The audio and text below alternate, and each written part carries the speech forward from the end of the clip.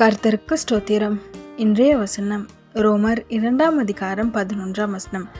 தேவனிடத்தில் பச்சாபாதம் இல்லை. ரோமர் 2:11. தேவனிடத்தில் பச்சாபாதம் இல்லை. இங்கே கர்த்தரை பற்றி ரொம்ப அழகாக சொல்லியிருக்கிறாங்க. ஏசுப்பாவை பற்றி. ஏசுப்பா கிட்ட பார்ஷாலிட்டி இல்லைன்னு சொல்கிறாங்க. அதாவது ஏற்றத்தாழ்வு இல்லை. அவர் எல்லாரையும் சமமாக ஆசீர்வதிக்கிறார். ஆமென். விசுவாசிக்கிறீங்களா?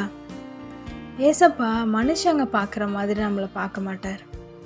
அவர் பார்வையே வேறு மாதிரி இருக்கும். மனுஷங்க என்ன பார்ப்பாங்க?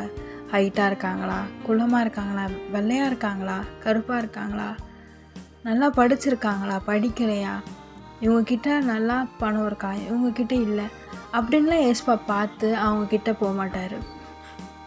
ஏசப்பா எதுவுமே நம்மக்கிட்ட எதிர்பார்க்காம அவரோட அன்பை மட்டும் நம்மளுக்கு கொடுத்து நம்மளை ஆசீர்வதிக்கிற தேவன். ஆமென். இப்போ கூட நீங்கள் நினைக்கிறீங்கள, எனக்கு ஏசப்பா ஹெல்ப் பண்ணுவாரா, நான் பாவியாக இருக்கேனே அப்படின்னு சொல்லி நினைக்கிறீங்களே, ஏசப்பா நிச்சயமாக உங்களுக்கு உதவுவார். ஆமென். என்ன பாவம் செய்துட்ருக்கீங்க அதை விட்டுருங்க. அதை விட்டுட்டு ஏசப்போட ரத்தத்தினால கழுவப்படுங்க. அவரை உங்கள் இருதயத்தில் சொந்த இரட்சகரை ஏற்றுக்கொள்ளுங்க. ஏசப்பா நிச்சயமாக உங்களை ஆசீர்வதிப்பார்.